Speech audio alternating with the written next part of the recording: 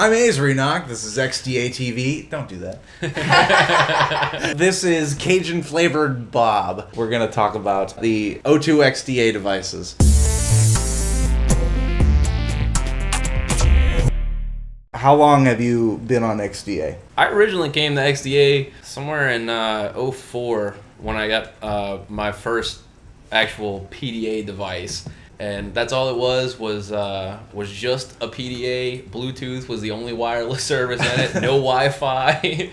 That was it. So it was just a PDA. They were developing PDA devices on XDA? They weren't developing them per se, but I came around looking for themes, and by themes back then it was pretty much just changing the colors. Found a couple of things, and there were different cabs and applications that people had developed that I would find all over the internet. XDA, I remember, was one of the sites that came up in a search. Why is it called XDA Developers? But originally, O2, the British cell service, was it the British have mobile devices?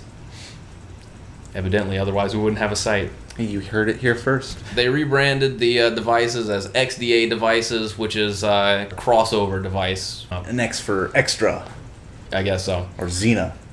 Yeah. What were some of the different devices that they had on O2 that were branded XDA?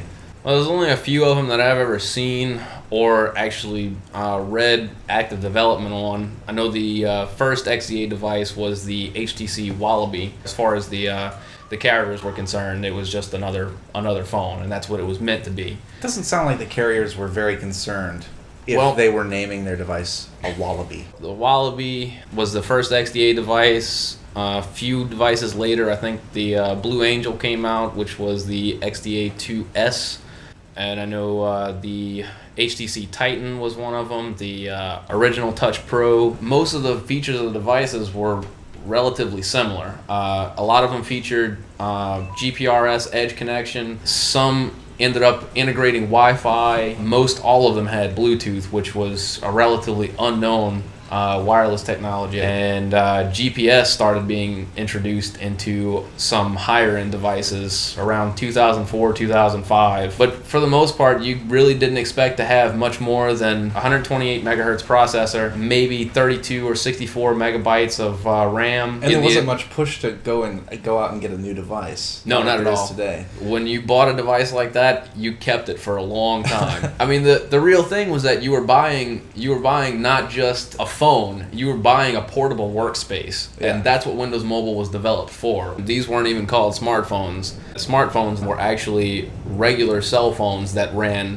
Windows Mobile. The touchscreen devices were pocket PCs. This is an HTC Sable rebranded as the HP iPAC. 6945 is the model number. Crappy 240 by 240 QVGA display. Although it did have a very nice keyboard integrated into it. The device shipped with Windows Mobile 5 and was never given an official upgrade. A few users on XDA actually ended up getting Windows Mobile 6.1 to run on it. There's a stylus included with it. There were only a couple of Windows Mobile devices that had capacitive displays.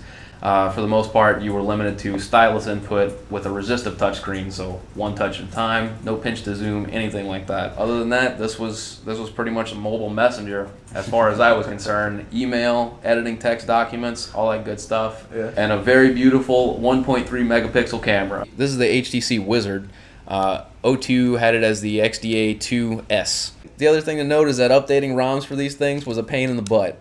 It took me about 15 minutes to get that ROM loaded on there. Now, what was the App Store on the Windows Mobile devices like? What App Store? We didn't get an App Store until Windows Mobile 6.5 came out. Yeah. And I think our App Store lasted maybe a year before Microsoft pulled the plug on that one. So the next one I have is my personal favorite, HTC Rhodium. The Touch Pro 2. This is a custom ROM by Wildchild that I've still got loaded on it, running Cookie's Home tab. But this is what since looked like before it hit Android. You had different tabs instead of widgets to scroll through different things. You have Windows Mobile, standard interface, and you have Sense. It was a big upgrade, and many people were very thankful to have it when it came out. The other thing that I really enjoyed about this particular device was the keyboard. And as almost everyone can tell you who has owned one of these things, this keyboard is one of the best keyboards ever made for any device. Windows Mobile 6.5 still has the same messaging application that it did all those years ago. The email system on the device was always meant to be synced with your computer, download all the messages so you can take it and reply on the go. When you sync it later, it sends all your replies. It wasn't even until, I think it was 2003, that they started integrating cellular radios into the devices. The text messaging application works on the same platform. They just included the radio and had to update everything so it would send immediately instead of sending 10 hours from now. Yeah. That makes a lot of sense. So it's just it was a mobile device and a phone second, and that's how people would buy their PDAs or smartphones. If it had a phone included, that's fantastic. That's one less device that you had to carry around. Right. But Windows Mobile was never intended to be used as a phone platform. It just ended up that way because that's the direction the market ended up going. I use Android every now and then on my HD2, but Windows Mobile is still my daily driver, and that's what I still use. After all these years, I know enough about it now to be able to make this device mine and customize it exactly how I want in every facet. And I'm still learning on Android, but it doesn't have the same feel.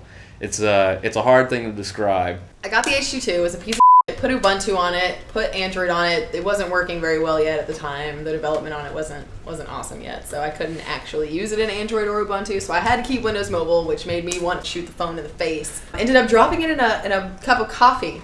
So the speaker didn't work, the microphone didn't work, but I used it for text messages, emails, whatever. And ended up selling it for $20 to a stripper named Bubbles. I don't know. I honestly don't know what the future's gonna hold. The only saving grace I have right now is I am really hesitant to get rid of my HD2 because of all the fantastic development on there. I mean, I'm able to run all the modern operating systems and keep up with the times and still have Windows Mobile that I'm at home and comfortable with. Microsoft is kind of picking up the pace again, but at the same time, they've alienated most of their business users with Windows Phone 7 since there is no real successor to the Windows Mobile platform. I, as well as most users, will have a hard time ever admitting that Windows Mobile is actually dead. Yeah. I don't know. Thanks. I appreciate it. No problem, anytime.